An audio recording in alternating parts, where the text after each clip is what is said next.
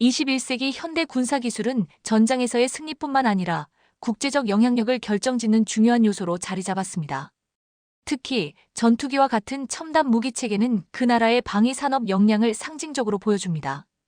대한민국의 KF-21 보라매는 이러한 흐름에서 주목받는 전투기입니다. 이 전투기는 단순히 방어를 위한 도구를 넘어선 기술 혁신의 결정체로 대한민국의 항공우주기술이 세계적 수준으로 도약하고 있음을 상징합니다. 그러나 KF-21의 성공적인 양산과 운영에는 막대한 예산과 치열한 기술 개발 과정이 요구됩니다. KF-21의 초도 물량은 약 20대가 양산되었고 추가 20대를 포함하여 총 40대의 생산이 목표로 설정되었습니다. 하지만 이를 위해 필요한 예산만 약 5조 원을 넘어서고 2025년부터 2027년까지의 단계적 예산 투입 계획 역시 상당한 규모를 자랑합니다.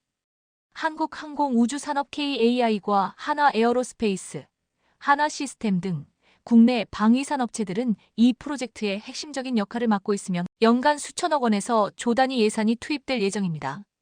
그러나 단순히 양산을 성공적으로 진행하는 것만으로는 KF-21의 진정한 가치를 실현할 수 없습니다. KF-21의 전투력을 극대화하기 위해 필요한 첨단 무기체계, 특히 공대공 미사일 미티어는 한 발당 약 20억 원에 달하는 비용이 소요됩니다. 전투기 한 대에 4발을 장착하면 대당 80억 원 이상의 추가 비용이 발생합니다. 또한 최근의 글로벌 원자재 가격 상승과 환율 변동은 개발 및 생산 비용을 더욱 가중시키고 있습니다. 이러한 상황은 단순히 예산 문제를 넘어선다. 첨단 기술의 국산화와 이를 통한 비용 절감은 물론 자체적인 기술 경쟁력을 확보하는 것이 필수적입니다. 특히 KF-21의 핵심 기술 중 하나인 엔진 개발은 대한민국 방위산업 기술력의 도약을 상징합니다. KF-21에 탑재될 엔진은 기존의 미국제 F404 및 F414 엔진을 능가할 성능으로 설계되고 있습니다. 이를 위해 국내 연구진은 소재공학과 냉각기술, 그리고 3D 프린팅 기술을 활용하여 고성능 터빈 블레이드를 개발 중입니다. KF-21이 직면한 또 다른 과제는 조종사 양성 문제입니다. 첨단 전투기의 성능은 이를 운용하는 조종사의 역량에 따라 좌우됩니다. 그러나 베테랑 조종사라 할지라도 기종 전환 훈련에는 상당한 시간이 필요하며 새로운 항공기의 특성과 조작 방식에 완벽히 적응하려면 철저한 교육 과정과 훈련기가 필요합니다. 이에 FA-50과 같은 고등 훈련기의 중요성이 더욱 부각되고 있습니다. FA-50은 KF-21과 같은 전투기를 운용할 조종사를 양성하는 데 최적화된 기종으로 한국은 이를 통해 전환 훈련 시간을 크게 단축하는 데 성공했습니다. 이제 우리는 이 문제들에 대해 자세히 알아보기 시작하겠습니다. 최근 미국의 대통령이 바뀌면서 유럽 일대가 온통 혼란에 빠진 와중에 갑자기 한국 방산무기를 도입하기 위해 총력을 기울이는 모습이 관측되고 있습니다. 이런 와중에 한국이 만든 KF-21 전투기가 본격적인 양산 절차에 돌입하자 많은 나라들이 관심 있게 지켜보고 있습니다. 게다가 폴란드가 대한민국 무기 도입 과정을 지켜보며 말도 안 되는 빠른 납기와 높은 성능을 지켜본 스페인 역시 자신들의 구형 전투기를 교체하기 위하여 후보로 KF-21 전투기를 강력한 후보로 올렸으며 시험 비행을 지켜보고자 스페인 공군 조종사들과 관련인들을 파견시키겠다는 발언이 나와 모두를 깜짝 놀라게 만들었습니다. 해당 내용 자세히 알아보겠습니다. 북한의 참전 이후 러시아 우크라이나 전쟁의 판세가 혼란에 빠지자 많은 유럽 국가 이 일제히 한국 방산무기를 도입하기 위해 총력을 기울이는 모습이 관측되고 있습니다. 금융 지원을 두고 지지부진한 협상을 이어오던 폴란드가 K9 자주포와 천물을 자체 구매하는 것으로 방향을 전환한 데 이어 이번에는 스페인마저도 한국산 전투기 도입에 관해 진지하게 검토하기 시작했는데요. 그런데 이번에 스페인에서 도입을 희망하는 기체는 FA-50을 포함해 실전 기체 생산을 진행하고 있는 KF-21까지도 노려보고 있다는 소식이 들려왔습니다. 대한민국에서 진행하는 KF-21 전투기 사업은 어떠한 거짓도 없이 투명하게 진행되고 있다는 게 밝혀졌습니다. 지금까지 KF-21 전투기를 조종해본 조종사의 인터뷰에 따르면 자신이 지금까지 F5와 F16 등 여러 전투기들을 물어봤지만 KF-21 전투기가 항전 장비 및 조종사의 편의성 면에서 굉장히 잘 만들어진 전투기 같다며 아낌없는 극찬을 쏟아냈는데요. 그런데 최근 소문에 의하면 폴란드와 함께 유럽의 스페인 조종사 역시 KF-21 전투기의 비행시험에 참관하고 싶다는 이야기가 들려왔습니다. 현재 KF-21 전투기의 모든 시험 비행 횟수가 끝나지 않은 상황이기에 다음 시험 비행과 더불어 기존 일정을 보다 빠르게 진행해 생산 일정 자체를 앞당긴다는 의미심장한 발표가 있었는데요. 이런 연구진들과 함께 스페인의 고위 장관 및 조종사들을 초빙해 비행 시험을 같이 참관하는 방식도 고려하고 있다고 합니다. 사실 한국 항공우주산업에서 개발 중인 KF-21 전투기는 애초부터 해외 수출을 위해 개발이 시작된 전투기인데요. FA-50 경공격기를 도입해 실전 배치에 성공한 폴란드가 KF-21 전투기에 관심을 나타냈으며 같은 유럽 국가인 스페인마저도 KF-21 전투기 도입에 관해 진지하게 검토하기 시작했고 하나라도 해외 수출을 성사시키기 위해 고군분투 중인 카이는 그들의 조종사들을 불러 비행작전의 참관식에 참여시키려 하는 것입니다. 사실 우리 대한민국은 단순히 무기만 잘 만들어내는 것이 아닌 우리의 방산 능력을 전 세계에 알리기 위해 노력하고 있는데요. 가장 큰 예로 스톡홀름 국제평화연구소에 따르면 K9 자주포가 전 세계 자주포 수출 시장의 점유율 1위로 압도적인 기록을 가지고 있습니다. 그런데 K9 자주포를 수입해 사용해본 국가들 대부분이 한국산 무기에 대한 높은 신뢰도를 가지고 있다는 것인데요. 그리고 이런 신뢰를 기반으로 한국산 무기를 추가 구매를 고려하고 실제로 구매를 하는 모습을 볼 수 있었습니다. 그렇기에 KF-21 전투기 개발을 끝마치고 대량 생산해서 국내 공군의 실전 배치와 함께 한국산 무기를 사용해 본 국가들에게 해외 수출까지 원활하게 진행될 것으로 보고 있는데요. KF-21 전투기를 도입하는 한국 공군은 물론 한국산 무기를 구입한 국가들의 전투력의 비약적인 상승은 함께 보장될 것입니다. 이에 따라 전 세계인들이 한국의 KF-21 전투기에 또다시 주목할 수 있는 계기가 생길 것으로 보이는데요. 세계 방산 시장에서 한국이 새로운 신흥 강자로 떠오르고 있는 만큼 앞으로 한국의 행보에 전 세계인들의 이목이 쏠리게 될 것입니다. 한국 무기들은 비단 유럽뿐만 아니라 중남미까지도 진출을 시작했는데요. 현대 로템은 2024년 5월 페루가 발주한 차륜형 장갑차 사업을 수주했다. 현지에서 관련 사업을 진행하고 있는 가운데 이번에 새롭게 K2 전차까지 페루에 공급하는 계약이 추가된 것으로 알려져 전 세계를 깜짝 놀래키고 있습니다. 이를 본 많은 해외 외신들은 대한민국이 중남미 국가들에게 다양한 기갑 장비를 추가로 공급할 수 있는 기반을 마련됐다는데 성공했다고 놀라워하고 있는데요. 남미의 한 군사 매체는 현재 한국 방산 수출에 남미 지역 70% 감당하고 있는 페루는 한국 첨단 무기 체계의 주요 정비 중심지이자 지역적 접근 지점으로 떠오르고 있다라고 보도했습니다. 놀랍게도 페루는 K 전차 외에도 KF-21 첫 해외 고객이 될 것으로 전망되고 있는데요. 한국항공우주산업 카이는 지난 16일 페루 국영 항공회사인 세만과 KF-21 부품을 공동 생산하기로 하는 양해각서를 체결했습니다. 강구영 카이 사장은 이번 계약을 성사시키면서 페루가 KF-21과 FA-50을 도입하면 카이의 주력 고정 수입 라인업을 완성하는 첫 수출국이 될 것이라고 했는데요. 페루를 생산기지로 활용해 전투기 교체가 시급한 중남미 국가에 대한 마케팅을 강화할 것이다라고 말했습니다. 폴란드 디펜스 24는 이 소식을 긴급 보도로 전했는데 흥미롭게도 지금까지 페루는 공식적으로 이러한 전투기 구매에 관심을 표명하지 않았다며 당혹스러워했습니다. 이것은 폴란드도 일찍이 KF-21 공동개발에 관심을 가진 바 있었기 때문에 갑자기 등장한 페루의 난색을 표한 것으로 보였습니다.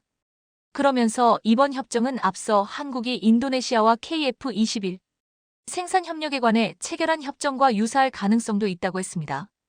이미 페루는 한국항공우주산업이 제작한 KT-1 훈련기 도입 계약을 2012년 체결한 후 당시 도입 물량 20대 가운데 16대를 페루 국경 항공기업 세만이 면허 생산하기도 했었습니다. 이렇게 오랜 협력으로 다져진 실력으로 인해서 이번에 KF-21 부품 공동 생산까지 이루어졌다고 했는데요. 페루는 SU-25와 MiG-29 등 노후 항공기 교체를 위한 차기 전투기 사업을 추진 중인데 차세대 전투기 사업 후보 기종으로 KF-21과 FA-50을 궁정적으로 검토하고 있습니다. 그런데 이번 협약으로 페루가 한국형 초음속 전투기 KF-21을 도입할 가능성이 확실시되고 있습니다. 또한 앞으로 페루는 국산 항공기의 중남미 시장 개척을 위한 교두보 국가가 될 것이라고 했습니다. 현재 중남미 시장은 30년 이상 된 노후 전투기와 헬기의 교체 시기가 도래한 잠재 수주 국가들이 많은데요. 카이의 마케팅 영업을 집중하고 있는데 현재 콜롬비아, 우루과이, 멕시코 등 공군 고위 관계자들을 만나 신규 시장 수요를 파악하고 국가별 맞춤형 제안을 추진하고 있습니다. 페루는 한국산 무기들을 대거 도입하는 것뿐만 아니라 경제 협력에서 더 높은 수준에 도달하기를 기대하고 있는데요. 현재 페루 마추픽추의 관문 역할을 침체로 공항 건설 사업에 한국 기업들이 참여 중인데 이 사업이 성공적으로 진행돼 페루의 산업 발전에 기여하길 희망하고 있습니다. 한편 스페인을 비롯해 페루까지도 희망하는 KF-21은 실전 기체 생산과 함께 2026년까지 2200회의 시험 비행을 진행하고 있는데요. 기존 KF-21 전투기를 제작하면서 가장 우려했던 KPS 편대비행 연동 장치인 항전장비 시스템과 비행 제어 시스템들이 무장탑재 실전 시험과 똑같이 원활하게 작동하는 것을 또 한 번 확인할 수 있었습니다. 이것에 대해 국내 연구진들은 항공체계에선 기체의 신뢰성이 필수라며 반복적인 이륙 시험만이 신뢰성을 충족시킬 수 있다고 설명했습니다. 우리 연구진들이 항전장비와 비행 제어 시스템 개발에 그렇게 고민하고 어려워했던 이유는 그만큼 높은 기술력을 요구하는 까다로운 작업이었기 때문인데요. 이미 해외에서는 많은 이들이 우리의 KF-21 전투기를 4-5세대 또는 5-5세대로 갈 수 있는 차세대 전투기로 인정하고 있는 것과 달리 몇몇 국내 언론들은 KF-X 프로젝트를 비교적 부정적으로 보고 있었던 적도 있었습니다. 하지만 이런 우려와 달리 우리 군의 연구진들이 철저한 계획을 2026년 블록 1, 2030년 블록 2, 2032년 블록 3 스텔스기를 개발하려면 모든 기술력이 총동원되어야만 하는데요. 일단 미국이 판매하는 F-35보다 KF-21 전투기가 훨씬 낮은 가격으로 책정되기 때문에 가격 경쟁력 면에서도 훨씬 더 큰 이점을 가지고 있습니다. 또한 현재는 4-5세대 전투기이지만 추후 구매국들의 요청에 따라 곧바로 스텔스기로 변신할 수 있는 전투기로 잠재성을 충분히 갖춘 것이 특징이며 8톤에 가까운 무기를 탑재할 수도 있기에 사실상 미국의 항공모함 함재기인 슈퍼호넷급으로 가장 많은 양의 무기와 미사일들을 탑재할 수 있는 게 메리트인데요. 다행히도 여러 차례 비행을 통해 미티어 등 많은 무장들을 장착해왔고 이러한 미사일들의 발사 테스트를 진행해봤는데도 무리 없이 안전하게 비행할 수 있었습니다. 이처럼 KF-X 사업은 체계 개발 궤도에 오르기까지 그야말로 파란만장한 시간을 가졌는데요. 사업 진행 과정에서 타당성 검토를 통과하지 못하는가 하면 핵심 기술 확보와 예산 관련 문제가 불거져 수차례 위기를 맞았습니다. 우여곡절 끝에 2016년 체계 개발에 착수해 5년 만에 시제기가 세상의 빛을 보았는데요. 여기에 더해 국내 연구진들은 적의 레이더에 잡히지 않게 하기 위한 연구도 진행했었습니다. 그 결과 첨단 미사일 공격으로부터 생존성을 향상시킬 수 있는 새로운 스텔스 기술을 추가적으로 발표하기도 했는데요. 워낙 어려운 기술력인 탓에 외국에서도 기술 전시를 꺼려왔으며 우리 한국도 그동안 전투기를 만들기에 고민했던 것이 바로 이 부분이었습니다. 그럼에도 불구하고 연구진들의 피나는 노력으로 해당 시스템들을 완성하는 것에 성공하는가 하면 비행시험을 통해 해당 시스템이 원활하게 작동하는 것을 직접 확인하게 되었죠. 2026년까지 목표만 달성한다면 현재 페루를 비롯해 스페인과 폴란드 등 수출 시장에서 상당한 돌풍을 일으킬 수 있. 최근 중국 정부가 홍콩에서 들려온 사상 초유의 소식에 경악을 금치 못하고 있는 상황입니다. 바로 동남아시아에서 심상찮게 불고 있는 한국산 방산무기 열풍으로 인해 중국의 영향력이 급속하게 쇠락하고 있다며 홍콩 매체가 이를 신랄하게 보도하고 나섰기 때문입니다. 이와 관련해 홍콩의 유력 매체인 사우스차이나 모닝포스트는 중국과 나날이 험악한 관계를 지속하고 있는 동남아시아 국가들이 새로운 전략자산을 도입하고 나서고 있는데 이는 결국 한국의 거대한 이익을 안겨주고 있다며 이를 대대적으로 보도하고 나섰는데요. 먼저 이 매체는 거두절미하고 현재 한국은 아시아에서 유일하게 중국의 주요 경쟁국으로 급부상하고 있는데 특히 방산 시장에서도 빠르게 입지를 넓혀가고 있다고 보도했습니다. 특히 이 매체는 한국의 방산무기는 품질이 뛰어나면서도 가격 경쟁력이 높은 무기 시스템을 제공함으로써 동남아시아 지역에서 급속히 영향력을 확대하고 있다고 평가했습니다. 이러한 추세는 남중국해에서의 군사적 긴장이 고조되면서 더욱 강화되고 있다. 이 지역에서는 중국과 더불어 필리핀과 베트남, 그리고 말레이시아, 브루나이 등 4개의 동남아시아 국가가 서로 중첩되는 영유권을 주장하고 있어 갈등이 지속되고 있다. 관측통들은 베이징의 군사적 위협이 커지는 상황에서 동남아시아 국가들이 군 현대화를 추진하고 중국산 군사 장비에 대한 의존도를 낮추기 위해 한국산 무기를 더욱 선호하게 될 것이라고 분석하고 있다. 남중국해 영유권 문제를 두고 중국과 빈번하게 충돌해온 필리핀은 동남아시아에서 한국산 무기에 가장 빠르게 성장하는 시장 중 하나로 떠오르고 있다.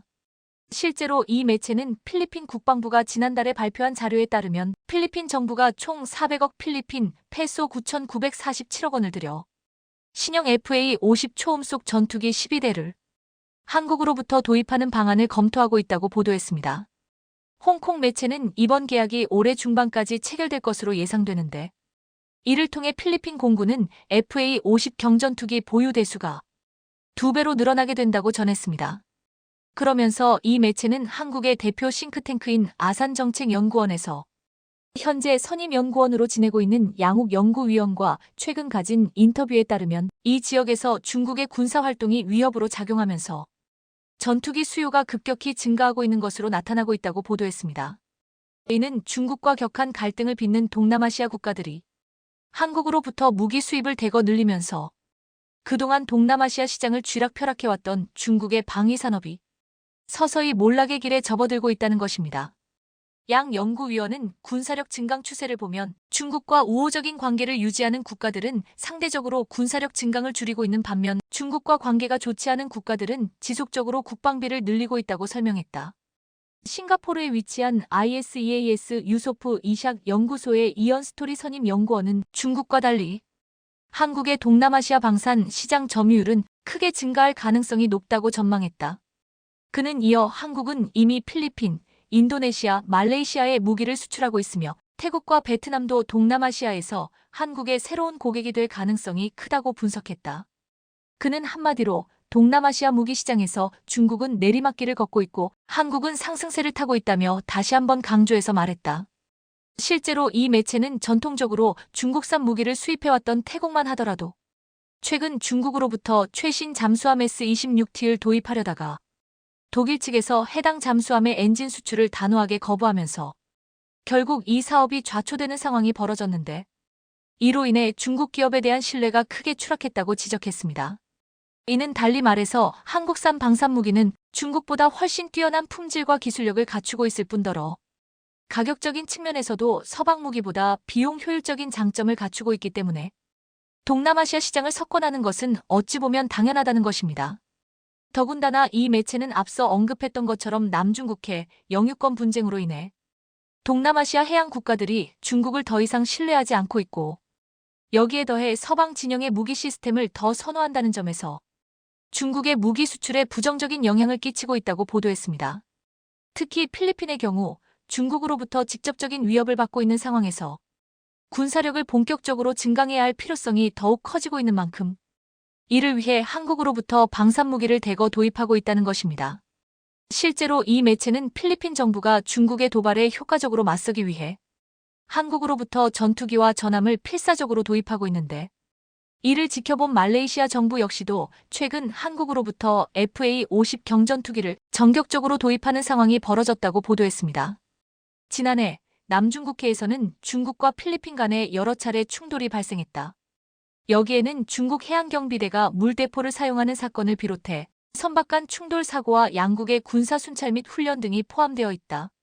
지난주 중국의 인민해방군 PLA은 영유권 분쟁 지역인 스카버러 암초 인근에서 정기적인 공중순찰을 실시했다. 이에 대응해 미국과 필리핀은 같은 지역에서 공동 공중순찰 훈련을 진행했다. 필리핀의 FA-50 전투기 도입 계획은 동남아시아 국가들이 공군 및 해군 전력을 강화하려 할 때 안보 문제로 인해 미국산 무기 구매가 제한되는 상황에서 한국이 대안이 될 수 있음을 보여줬다.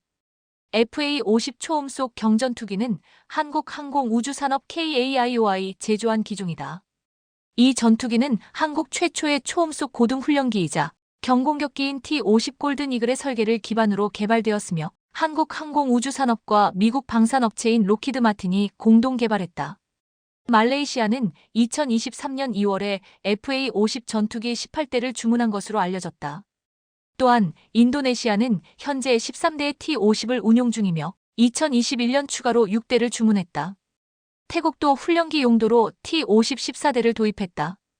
또한 이 매체는 여기에 더해 동남아시아 국가들이 한국의 차세대 전투기 사업에도 적극적으로 참여하고 나섬으로써 중국의 방산 기업들을 궁지로 내몰고 있다고 전했는데요. 바로 현재 한국이 자체 기술로 개발 중인 KF-21 개발 사업에 인도네시아뿐만 아니라 필리핀 정부도 함께 가세하고 나섰다는 것입니다. 인도네시아는 KF-21 개발 비용의 7%를 분담하며 이 전투기를 자국 공군에 도입할 계획이다. 또한 필리핀도 KF-21 도입에 관심을 보인 것으로 알려졌다. 뒤이어 홍콩 매체는 앞서 잠깐 언급했듯이 동남아시아 국가들이 한국으로부터 전투기뿐만 아니라 함정과 잠수함 역시도 대거 도입하고 있는데 이는 결과적으로 동남아시아에서 중국의 영향력을 크게 위축시키는 상황으로 나타나고 있다고 보도했습니다. 이 매체는 당장 필리핀 해군만 하더라도 2028년까지 최소 12척의 한국산 함정을 보유할 예정인데 이를 통해 남중국해에서 발생할 가능성이 있는 중국과의 무력 충돌을 사전에 대비하는 것뿐만 아니라 중국의 세력 확장을 효과적으로 억제할 것이라고 전망했습니다. 이 함정들에는 2028년까지 인도될 예정인 6척의 원양 초계함 OPV과 2026년까지 인도될 예정인 2척의 초계함을 비롯해 추가 도입되는 다른 코르벳급 함정과 2척의 호세 리자르호제이 RIGAL급 호위함이 포함된다. 인도네시아는 현재 한국이 건조한 나가파사급 NAGAPASA 클래스 잠수함 3척을 운용 중이며 이 함정은 한국의 장보고급 잠수함을 개량한 모델이다. 또한 이 매체는 여기에 더해 소련제 무기를 주로 운용해온 베트남 역시도 최근 한국으로부터 총 4천억 원을 들여 K9 자주포 30문을 도입하기로 결정하고 최종 계약을 앞두고 있다고 보도했습니다. 그러면서 홍콩 매체인 사우스 차이나 모닝 포스트는 하와이에 위치한 다니엘 K 이노우의 아시아 태평양 안보연구센터의 라미킴 교수에 따르면 한국제 방산무기가 동남아시아 시장을 재빨리 석권하고 있는 배경으로 우수한 품질과 서방 무기에 대비한 뛰어난 가격 경쟁력에 더해 신속한 인도 효율성을 손꼽았다고 보도했습니다. 그녀는 지정학적 환경이 악화되면서 무기 수요가 증가하고 있어 한국이 앞으로 무기 공급국으로서의 역할을 더욱 확대할 것이라고 전망했다. 킴 교수는 실사격 훈련을 포함한 각종 군사 훈련에서 한국 무기는 엄격한 테스트를 거치고 있는데 이는 신뢰성을 높이는 요소가 된다고 설명했다. 또한 한국산 무기를 구매하는 것은 상대적으로 낮은 지정학적 리스크를 수반하기 때문에 미국, 중국, 러시아산 무기 구매가 외교적 긴장을 초래할 수 있는 국가들에게 매력적인 선택지가 되고 있다고 덧붙였다. 뿐만 아니라 홍콩 매체는 한국산 무기가 동남아시아에서 경쟁력을 갖추는 또 다른 이유가 있는데 그것은 바로 높은 정치적 신뢰 때문이라고 보도했습니다. 이는 한국의 경우 동남아시아에서 역사 및 정치적 갈등을 안고 있지 않기 때문에 이 지역에서 무기 구매에 대한 부담이 적다는 것입니다. 콜린 코우 연구원은 동남아시아 국가들이 서방 국가들에 대한 신뢰가 부족하고 무기 금수 조치에 대한 우려를 가지고 있지만 중국과 러시아 같은 비서방 무기 공급국을 고려하기도 어렵다고 지적했는데 그 이유는 정치적 리스크가 크기 때문이다. 그는 동남아시아에서 한국을 위협적인 존재로 보는 나라는 없다고 다시 한번 강조했다. 또한 그는 동남아에서 한국 문화가 광범위하게 받아들여지고 있으며 이러한 소프트 파워가 한국이 정치적, 경제적, 군사적 협정을 추진하는데 매우 유용한 수단이 되고 있다고 분석했다. 따라서 이 매체는 남중국해에서의 긴장과 미국과 중국의 패권 경쟁으로 인해 동남아시아의 방산 시장을 한국이 석권하는 유리한 환경이 조성되고 있는데 이를 통해 한국의 방위 산업이 세계 무대에서 절대 강자로 올라서게 하는 원동력으로 작용하고 있다고 보도했습니다. 결국 홍콩 매체의 이 같은 보도는 당장 눈앞의 이의에 몰두하기보다 높은 품질과 기술력에 더해 상대방에게 깊은 신뢰감을 심어왔던 우리의 남다른 행보가 현재 많은 나라들에게 큰 감명을 불러일으키고 있음을 잘 대변해주고 있습니다. 어느 나라나 자국 산업 기반을 보호하기 위한 각자의 법들이 있고 이는 미국도 예외는 아닙니다. 대표적인 것이 1920년에 만들어진 존스법인데요. 존스법은 미국 영토 내 항구를 오가는 모든 화물은 미국에서 건조돼 미국인 선원이 탑승한 미국 선적의 배로만 운송할 수 있도록 하고 있습니다. 쉽게 말해 미국 내 항구를 오가는 모든 배들은 미국에서 만들어진 배여야 한다는 것으로 자국 조선업과 해운업 발전과 보호를 목표하고 있습니다. 그러나 이 법은 100년이 넘게 지난 지금은 오히려 미국 조선업을 쇠락하게 한 원인 중 하나로 지목돼 미국 최대 경제지인 포브스의 회장이 직접 비판하기까지 했는데요. 이에 결국 미국 의회도 존스법의 문제점을 해결할 새 선박법을 발의했는데 이 법안이 대한민국 조선업의 미국 시장 진출을 적극 장려하고 있어 화제가 되고 있습니다. 미국의 새 선박법이 우리 조선업에 어떤 영향을 미치게 될지 자세히 알아보죠. 1920년 미국 상원 상무위원회 위원장이었던 웨슬리 존스 공화당 의원은 세계 해운과 경쟁하여 적절한 미국 상선을 구축하고 유지하기 위한 정책의 토대를 마련하기 위한 진지한 노력이 절실하다며 이를 위한 법안을 발의했습니다. 그 법은 존스 의원의 이름을 따 존스법이라고 불리게 되었죠. 서두에 말씀드렸듯 존스법은 미국 선적 선박만 미국 영토를 오가는 화물을 나를 수 있게 했기에 미국 조선업을 보호하는 성과를 거두게 되었습니다. 미국에서 배로 뭘 나르려면 미국에서 만든 배를 무조건 써야 했으니 당연하다면 당연한데요. 그러나 21세기 현재 결과적으로 이 존스법은 오히려 미국 조선업이 망한 대표적인 원인 중 하나로 전락하고 말았습니다. 다른 나라 배들 성능이 아무리 좋아도 무조건 미국 배만 써야 하니 조선업 역량이 발전할 동력이 없어지다시피 해서죠. 다른 나라 조선업체들이 해외 시장까지 겨냥하며 기술력을 갈고 다듬는 사이 미국 조선업은 내수용으로만 전락하다시피 했고 자국에서의 수요를 다 채워할 일이 없어진 조선소들은 결국 문을 닫아 그 넓은 나라에 지금은 7곳만 남아 있습니다. 작년에 하나오션이 인수해 화제가 된 필라델피아의 필리조선소만 해도 국영이던 시절 한번 망했다. 스웨덴 회사가 사들여서 다시 지은 거였으니 말다 했죠. 결국 존스법 때문에 자국 조선업이 망가지는 꼴을 보다 못한 포브스 미디어 그룹의 회장인 스티브 포브스는 2021년 100년 묵은 존스법이 미국 경제를 망치고 있다고 비판하는 영상을 올렸습니다. 100년 묵은 법 존스법 때문에 연간 1000억 달러 이상의 성장 손실을 보고 있습니다. 이 법의 가장 대표적인 부작용은 에너지 분야에서 발생합니다. 예를 들면 푸에르토리코에서 LNG를 받으려면 조지아나 루이지애나에서 보내는 게 합당하겠죠. 그러나 미국에서 만든 LNG 운반선이 없는 관계로 푸에르토리코는 가스를 러시아나 다른 나라들에서 수입해와야 합니다. 이런 현상은 미국 본토에서도 똑같이 일어나고 있습니다. 뉴잉글랜드에서는 트리니다드 토바고나 시베리아에서 천연가스를 사는 게 우리 걸프만에서 사는 것보다 쌀 정도입니다. 포브스 회장의 지적대로 실제로 현재 미국에는 미국에서 만든 LNG 운반선이 하나도 없어서 존스법에 따라 미국 영토에 있는 지역끼리 LNG를 주고받을 수 없거나 할 수 있어도 비용이 쓸데없이 많이 들게 됩니다.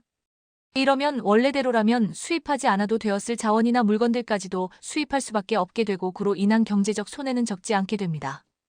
이 문제를 해결하려면 존스법을 손보거나 아예 없애던가 해서 미국에서 만든 배가 아니더라도 미국에서 물건을 운송할 수 있게 하던가 하는 수밖에 없는데요. 그래서 지난달 19일 미국 의회에서는 민주당과 공화당이 함께 마국의 번영과 안보를 위한 조선업과 항만시설법, 일명 선박법을 발의했습니다. 이 법은 10년 내에 미국 해운을 책임지는 전략상선단을 250척으로 늘리고 운영하는 것을 목표로 하는데 이를 위해 대한민국 등 외국 업체들이 해당 선박들의 건조에 참여할 수 있는 방안도 포함되어 있습니다. 선주가 미국 시민권을 가지고 있으면 외국에서 건조된 선박도 전략상선단에 신청할 수 있도록 한 건데요. 그 중에서도 미국과 조약동맹 및 전략적 파트너인 나라에서 건조된 것으로 한하고 있어 사실상 우리 조선업의 협조를 구하고 있는 거라고도 할 수 있습니다. 미국의 동맹국 중 현재 80척밖에 없는 미국 선적 상선을 10년 안에 170척 더 만들 수 있을 만한 확량이나 여건을 갖추고 있는 나라는 한국밖에 없다시피 하니까요. 게다가 전략상선단에 참가하는 선박은 선주가 미국에서 수리하려고 최선을 다했다면 외국에서 수리해도 세금을 면제하도록 하는 내용도 포함되어 있습니다. 이에 따라 우리 조선업체들은 앞으로 미국 선박들의 유지보수 사업을 수주할 수 있는 기회가 더욱 늘어날 것으로 기대됩니다. 사실상 존스법을 우회하는 것이 목표라고 할 수 있는 미국의 새 선박법은 기본적으로 민간 선박인 상선을 대상으로 하고 있지만 해군력 증강과도 관련이 있습니다. 상선도 전시에는 군수 화물 운송에 쓰일 수 있기 때문입니다. 트럼프 2기 백악관 국가안보보좌관으로 임명된 마이크 왈츠 공화당 하원의원도 상선이 전투기 물자의 90%가량을 운송하는 만큼 해군에 더해 상선 역량도 강화해야 한다고 간주한 걸 보면 알 수 있는데요. 현재 미국 내 조선소에 발주된 상선 수주 장고는 29척밖에 안 남아 있어 상선단을 꾸리는 데만 해도 우리나라 등 외국 조선업계의 도움이 필요한데 하물며 군용 선박은 어떻겠습니까? 매년 130척에서 150척의 미 해군 함정이 조선소에서 창정비를 받아야 하는데 조선소 설비가 낡고 인력도 부족해 정비가 제때 이루어지지 못하고 있는 게 미국 조선업과 해군의 현실입니다. 정비하는 것조차도 힘든 마당에 세배를 건조할 여건이 될지는 굳이 더 말씀 안 드려도 파악되실 겁니다. 이런 와중에 가장 강력한 경쟁 상대인 중국의 해군력은 나날이 강해지고 있기에 미국은 더욱 서둘러야 하죠. 작년 기준 중국 해군 함정은 370척으로 이미 미국보다 73척이나 더 많은데 2030년에는 435척으로 불어날 것으로 예상됩니다. 반면 미국은 그 사이 겨우 7척만 늘어난 304척이 될 것으로 전망되고 있죠. 이렇게 미국과 중국의 해군력이 시간이 갈수록 크게 벌어지고 있는 건 두 나라 조선업 역량의 차이가 너무 커서입니다. 미 해군 정보국에 따르면 중국의 조선업 역량을 수치화 시 미국의 최소 232배에 달한다고 합니다. 그래서 혼자 힘으로 감당할 수 없으니 한국 조선업의 도움을 얻으려고 하고 있는 건데요. 몇 가지 단순 비교만 해도 현재의 미국 조선업은 우리 조선업에 도저히 비빌 수 없는 수준임을 알 수 있습니다. 우선 우리 조선소들의 군용 함정 건조 단가는 미국의 동급 함정의 8분의 1 수준밖에 안 됩니다. 예를 들면 미 해군의 스텔스 구축함인 주말트는 한 척 건조하는데 하나로 약 10조 원이 드는데 비슷한 크기의 세종대왕급 구축함은 1조 2천억 원 정도를 들여서 완성됐습니다.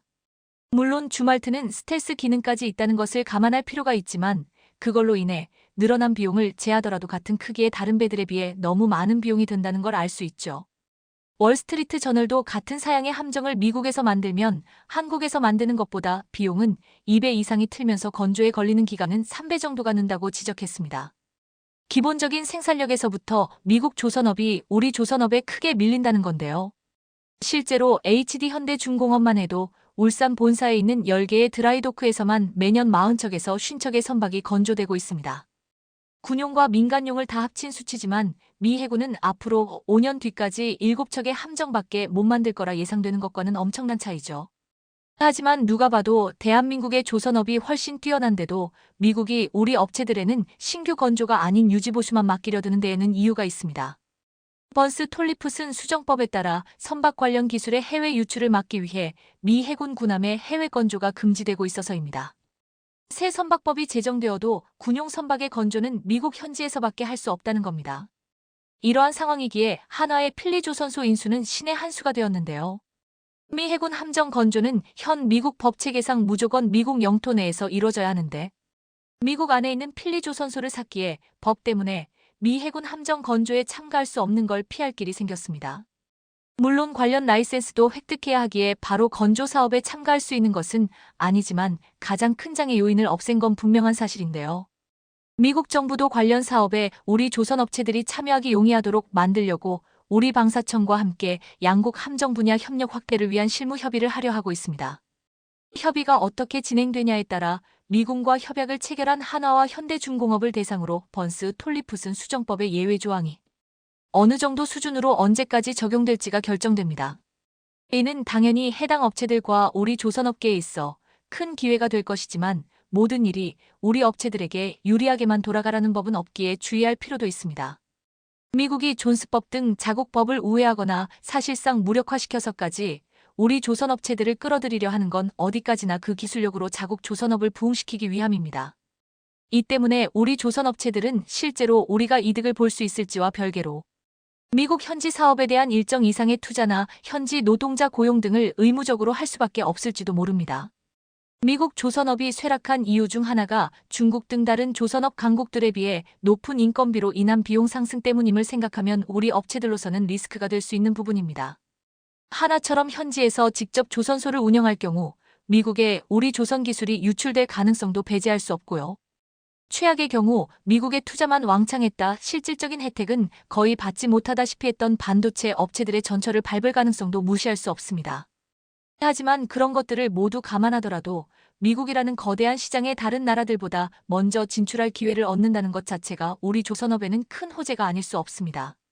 세계 수주 점유율 51%를 차지하며 세계 1위를 달리고 있는 중국 조선업과의 경쟁에서 승리하려면 중국도 어찌할 수 없는 시장이 필요합니다. 그 대표적인 곳이 바로 미국이죠. 따라서 우리는 미국과의 협업으로 우리 조선업이 누릴 이익은 극대화하되 반도체 때처럼 뒤통수를 맞는 일이 없도록 미국이 어떻게 움직이는지도 매의 눈으로 지켜봐야 할 겁니다. 일본이 세금 수십조를 쏟아부어가면서 일으키려고 안간힘을 쓰고 있는 산업은 반도체입니다. 그리고 거점은 바로 TSMC의 구마모토 공장인데요. 2024년 12월 일본은 말도 많고 탈도 많았던 구마모토 TSMC 공장의 양산을 시작한다고 발표했습니다. 수년간 수십조 원을 쏟아부어 이제 겨우 양산을 시작했을 뿐인데 일본 반도체의 부활이라도 되는 일본은 지금 적잖이 흥분하는 모습입니다. 구마모토 12공장을 모두 가동할 경우 월간 생산 능력은 300웨이퍼 환산 10만 장 이상이며 총 투자액은 약 2조 9,600억 엔이었습니다. 일본 정부가 최대 1조 2천억 엔을 보조해서 논란이 되기도 했는데요. 일본 제조업체들은 2000년대 들어 첨단 반도체 개발 경쟁을 포기했습니다. 로직 반도체의 경우 현재 일본에선 40n급 제품밖에 만들 수 없습니다. 구마모토 공장에서도 첨단 6n급 제품까지 생산을 목표로 하고 있습니다. 그런데 구마모토 TSMC 공장의 반도체 양산 소식이 발표된 지 열흘이 되지도 않아 최악의 소식이 전해졌습니다. 구마모토에서 멀지 않은 가고시마에 위치한 사쿠라지마 화산이 폭발한 겁니다. 일본 유명 관광지에서 화산이 폭발해 시꺼먼 화산재 기둥이 3km 위로 치솟았습니다. 산 정상에서 검은 연기가 솟구치더니 하늘을 뒤덮습니다. 시꺼먼 화산재 기둥은 상공 3-4km 높이까지 치솟았습니다. 일본 가고시마현에 있는 사쿠라지마는 활화산으로 유명한데 평소에도 소규모 분화가 일어나지만 이날은 유독 연기가 3km 이상 치솟으며 대폭발을 일으켰습니다. 심지어 100km 떨어진 곳에도 화산재가 떨어진 것으로 알려졌습니다. 현지 주민도 화산 폭발 후 주변 지역을 3분 정도밖에 걷지 않았는데 화산재를 뒤집어 썼다며 팔부터 다리까지 잿빛 가루로 뒤덮인 영상을 SNS에 올렸습니다.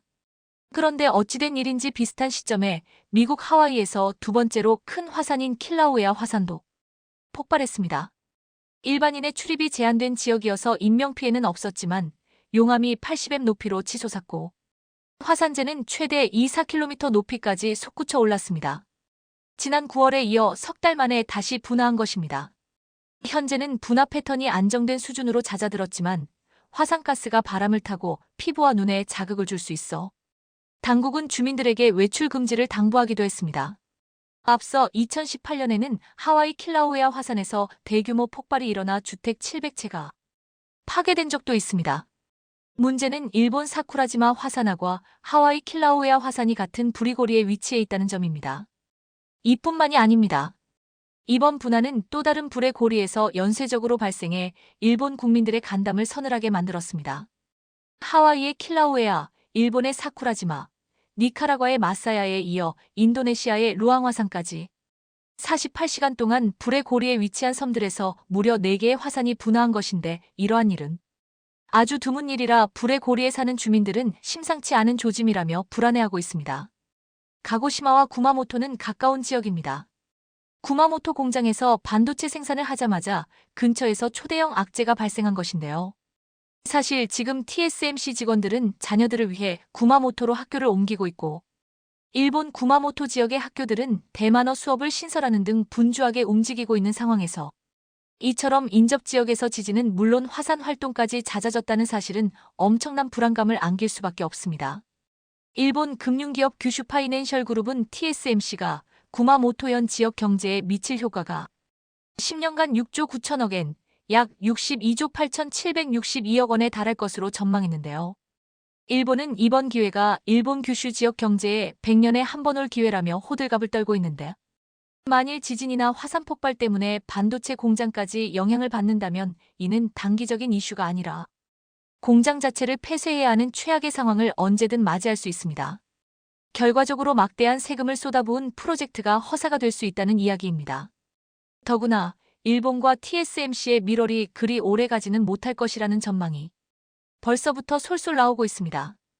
국내 생산 기반을 확충한 일본의 다음 단계는 이나노 이하 차세대 설계 기술인데다가 일본의 최종적인 목표는 메이드 인 재팬이 아니라 라피더스 등을 통해 메이드 바이 저펜을 목표로 하고 있기 때문입니다.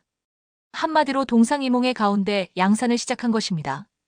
TSMC 역시 미국의 군사적 도움을 받는 대만의 실리콘 방패 역할을 하고 있어 첨단 공정을 일본으로 과감하게 가져가는 데는 한계가 있을 것이란 분석도 있습니다. TSMC가 최첨단 공정은 결국 자국이 중심이 될 수밖에 없을 것이라고 보는 게 업계의 공통된 의견이기도 합니다. 이처럼 안 그래도 불안불안한 협력 관계인데 지진의 화산까지 자연재해가 끊이질 않으니 일본으로서는 이래저래 불안하고 과연 TSMC 반도체 인력들이 일본 근무를 오래 원할지도 의문이 듭니다. 특히 지진과 쓰나미 못지않게 일본을 위협하는 심각한 재난이 바로 화산 폭발인데요. 일본에 있는 활화산은 무려 111개로 전 세계 활화산의 10%가 일본에 있으니 일본 국민들도 미칠 노릇일 겁니다. 그런데 최근 이처럼 불의 고리에서 4개의 화산이 연쇄 분화하자 일본에 또다시 화산 폭발 공포가 엄습하고 있습니다. 일본 국민들은 여전히 2014년 9월 27일 오전 11시 53분 나가노현과 기후현에 걸쳐 있는 온타케산이 폭발했을 당시의 상황을 기억하고 있습니다. 당시 주변은 순식간에 화산재로 뒤덮였고 사망 실종자는 63명에 달했습니다. 일본은 온타케산 분화를 전후 최악의 화산재해로 기억하고 있습니다. 그리고 지금 가장 눈길이 쏠리는 건 역시 후지산입니다. 후지산은 분화에 의해 지형이 크게 바뀌어온 활화산입니다. 1707년 16일간 계속된 호에이 대분화가 마지막 폭발로 지난 300년 이상 활동이 없었다는 점이 더욱 더 불안하게 만들고 있습니다. 과거 5600년간 평균 30년에 1번 분화했던 것을 감안하면 이례적으로 긴 기간이기 때문입니다. 그래서 일본에서는 언제 분화해도 이상할 게 없다는 일본의 화산 상태를 보여주는 대표적인 사례가 바로 후지산인데요. 후지 도시쓰구 후지산과학연구소 소장은 요미우리 신문에 3세기 동안 지하에 마그마가 쌓여있을 가능성이 있어 다음 분화는 대규모가 될 것이라는 각오가 필요하다고 말한 바 있습니다.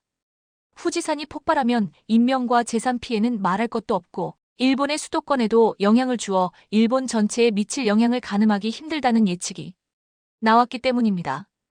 2020년 공개된 일본 정부 분석에 따르면 최악의 경우 후지산 분화 후 화산재가 약 3시간 뒤 수도권에 도달해 철도 운행이 멈추고 송전시설에 장애가 생겨 광범위한 지역에 정전이 발생할 것이라고 예견하고 있습니다. 통신이 마비될 가능성도 배제할 수 없습니다. 가장 큰 문제는 화산재입니다. 약 2주간 화산재 낙하가 이어지면 가나가와현, 야마니시현에 30cm 이상, 도쿄 도심인 신주쿠구에 10cm 정도 쌓일 것으로 예상했는데요. 제거해야 하는 화산재의 양은 4억 9천만 엠로 추정되고 있습니다. 이것은 2011년 동일본 대지진으로 발생한 폐기물의 10배에 달하는 어마어마한 규모입니다. 그런데 충격적인 계획이 알려졌습니다. 만일 후지산이 폭발해 화산재가 다량의 폐기물을 낳는다면 일본 정부가 후지산 화산재도 바다에 투기할 것을 검토 중이라는 소식이 알려진 겁니다. 현재 예측으로는 후지산이 분화하면 화산재가 약 4, 9억 엠 이나 발생할 것으로 예상되는데 일본 정부는 이를 어떻게 처리할까를 두고 고심하다가 해양 투기까지도 염두에 두고 있다는 게 알려진 것인데요.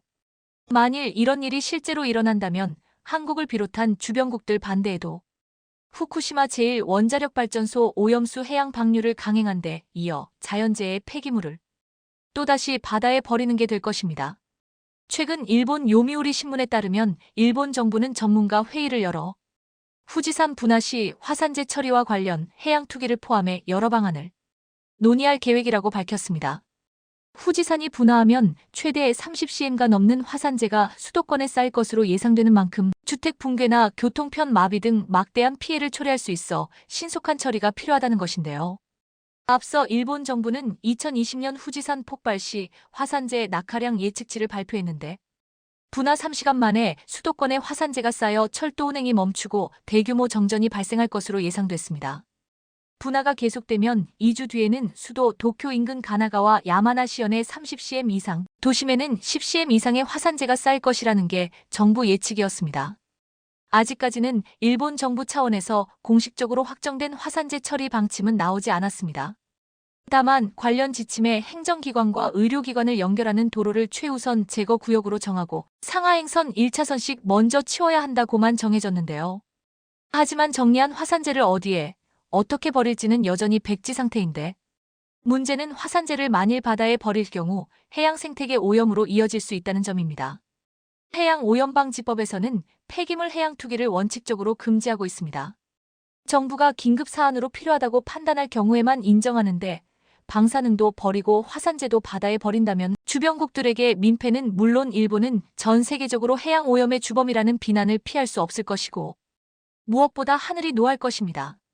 대한민국이 만든 전략 무기들이 전 세계 방산 업계의 판도를 뒤흔들고 있습니다.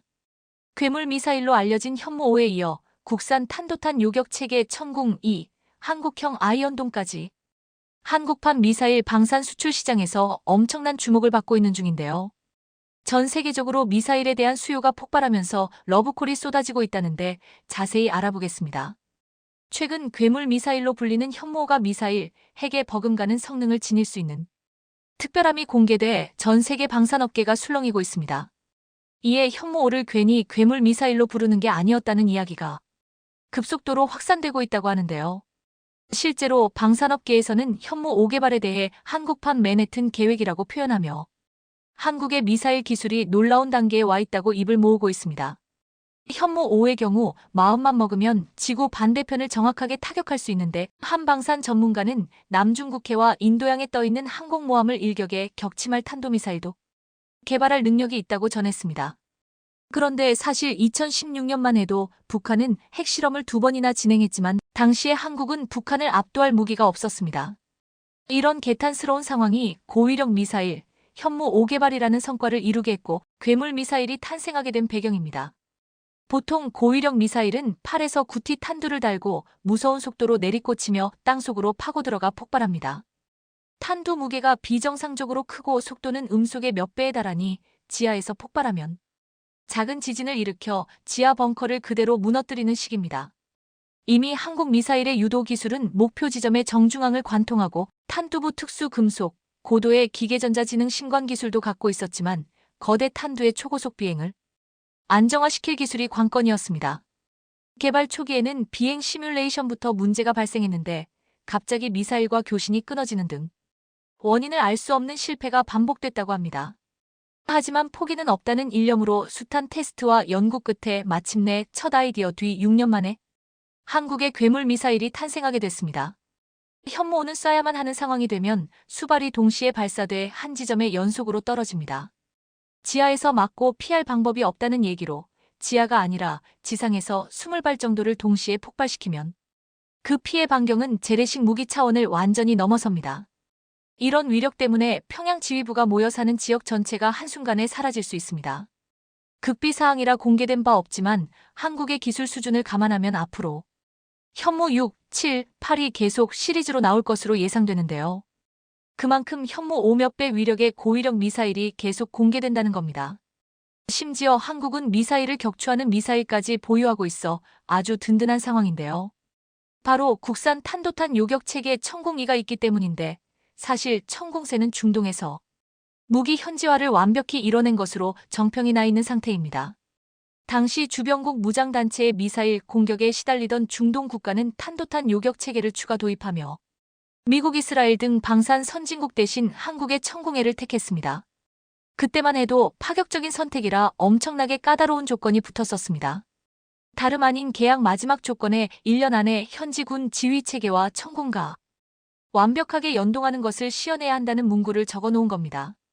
말도 안 되는 제안에 국내는 물론 세계 방산 업계에서도 술렁였지만 대한민국은 무기 현지화를 1년 만에 끝내는 엄청난 일을 해냈습니다.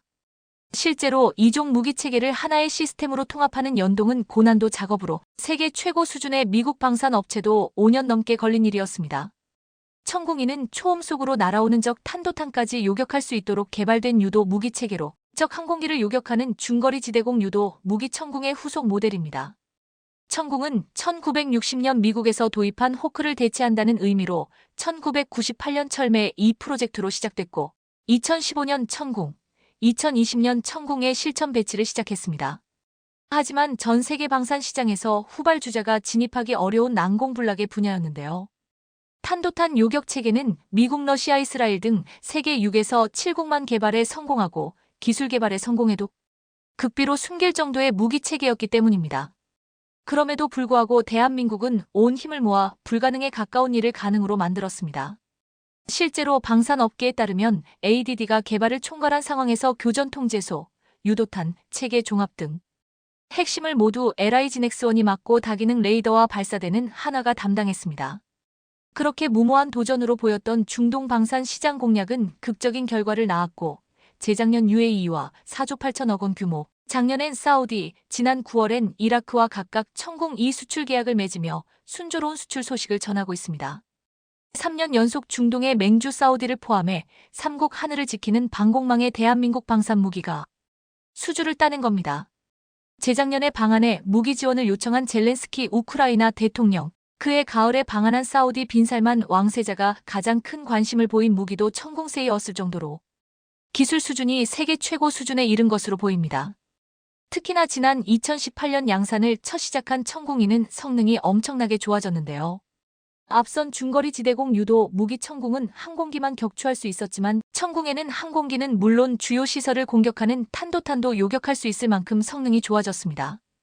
또 천공이는 위력 증강형 탄두를 탑재해 적 미사일에 직접 충돌해 파괴하며 목표물 주변에서 폭발해 파편으로 목표물을 파괴하는 천공보다 위력이 강합니다.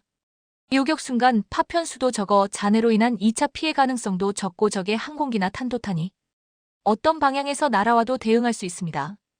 천공이는 발사대에서 미사일을 밀어올린 뒤 공중에서 방향을 틀어 원하는 방향으로 날아가며 표적 방향으로 발사대를 회전시킬 필요가 없고 명중률도 높습니다. LIG넥스원 관계자는 다른 나라 무기와 비교해 성능은 유사하면서도 가격은 저렴하고 신속한 납기가 가능한 점도 수출에 유리하게 작용하고 있다고 강조했습니다. 앞서 말씀드렸던 것처럼 천공세는 이런 강점을 내세워 현재 UAE, 사우디, 이라크에 총 95억 달러, 우리 돈으로 13조 원 수출을 달성했습니다.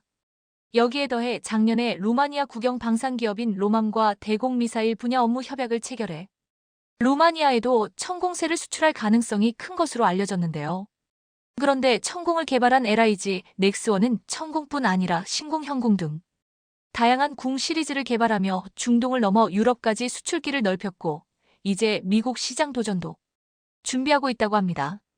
궁 시리즈를 앞세워 현재 11곳인 수출 국가를 2030년까지 30국으로 늘리겠다는 목표인데 방산업계 안팎에서는 충분히 달성할 수 있을 거라는 의견이 많습니다. 우선 비공은 소형 고속정 같은 바다 위의 적을 겨냥하는 직경 275인치짜리 유도 로켓인데 지난 7월 미 국방부의 성능평가 실험에 참여해 최종 시험 발사에서 6발 모두 표적을 명중시키며 주목을 받았었습니다.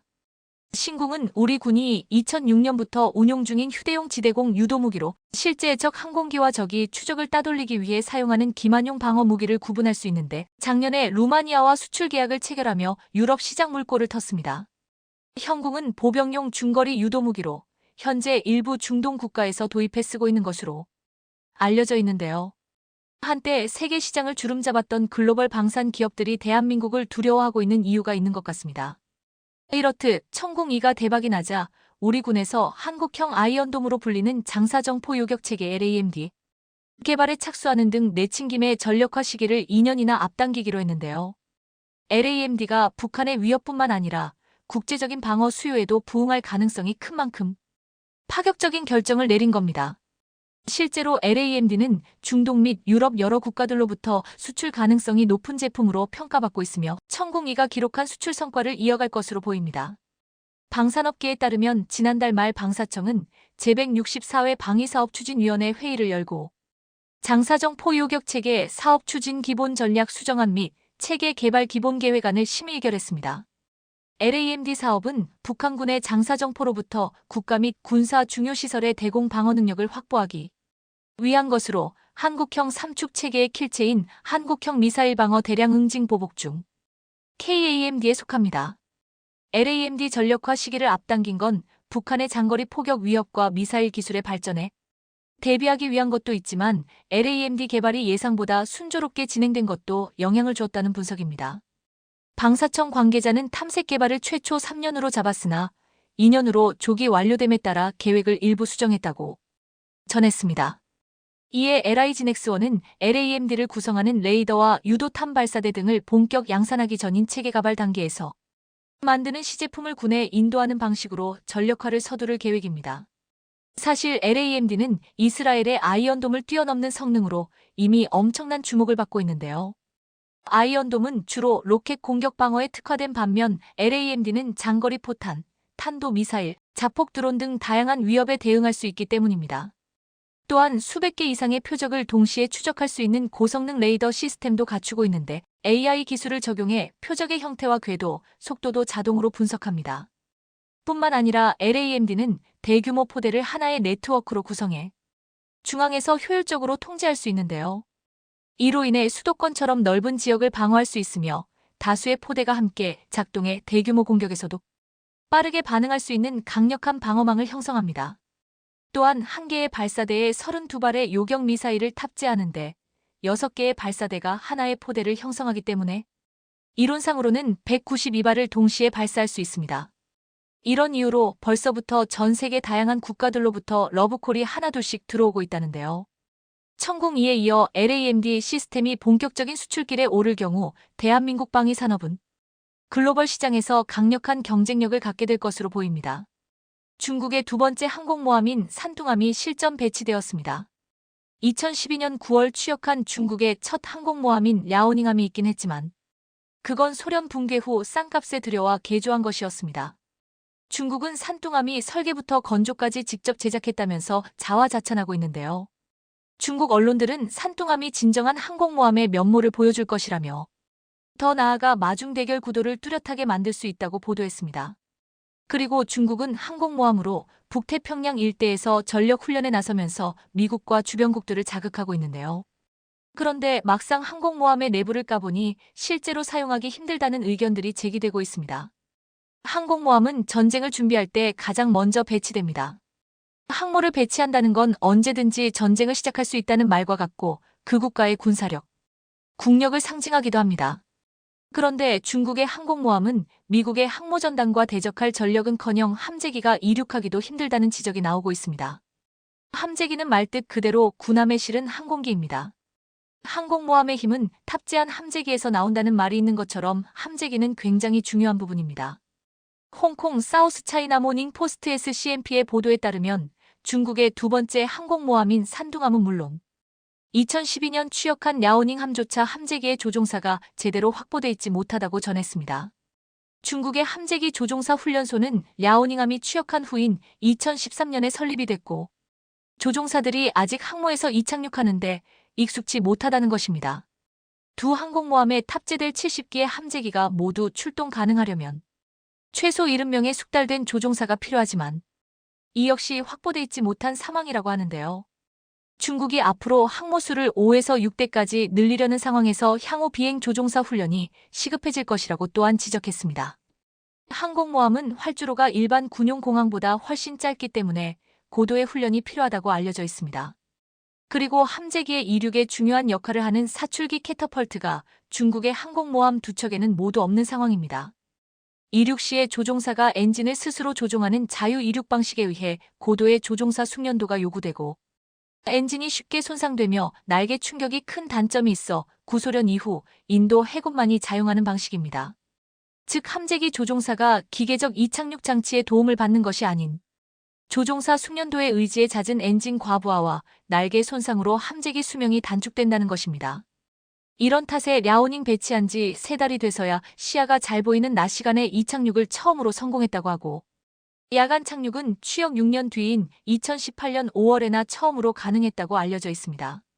실제 전쟁은 밤낮을 가리지 않고 하게 되는데 밤에 이착륙도 제대로 못하는 상황이니 중국의 항공모함은 밤에 거의 무용지물인 상황이네요. 그리고 이제야 막 이착륙을 했으니 당연히 실전 훈련은 아직 엄두도 못 낼 것입니다. 이러한 훈련 과정에서 치명적인 사고들도 발생했지만 중국 정부에서 신규 조종사 모집에 방해되는 것을 피하기 위해 외부에 보도되지 못하도록 했다고 합니다. 중국의 군사 전문가들도 현재 조종사의 절대적인 숫자가 부족하고 숙련돼 있지 못하다고 인정하고 있는 상황입니다. 이뿐만이 아닙니다. 가뜩이나 부족하다고 하는 조종사들을 더욱 힘들게 하는 것은 몇 가지 더 있는데요.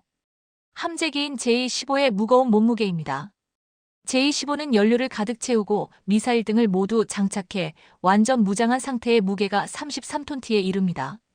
미국의 최신의 스텔스 전투기이자 거대한 전투기로 유명한 F-22의 무기 적재 중량도 29톤 정도니 J-15는 엄청나게 무거운 셈이죠.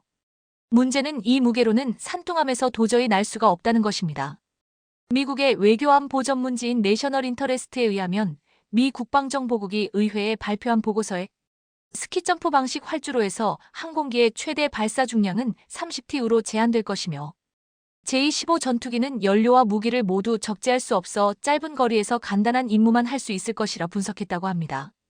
결국 J-15보다 훨씬 무거운 공중급육이나 조기경보기와 같은 대형 특수지원 항공기는 아예 운영이 불가능하다는 결론입니다. 산둥함은 항모전단이 아니라 전투기 수송함. 그 이상으로 활약하기 어렵다는 것입니다. 그 전투기조차도 연료와 무기를 제대로 실을 수 없는 상황이니 말 다한 것 같습니다. 그럼에도 불구하고 중국이 이런 형편없는 전투기를 항모 함재기로 쓰는 이유가 무엇일까요? 바로 함재기를 구하기가 너무 힘들기 때문입니다. 항모 함재기는 일반 전투기와 철개부터 달라야 합니다.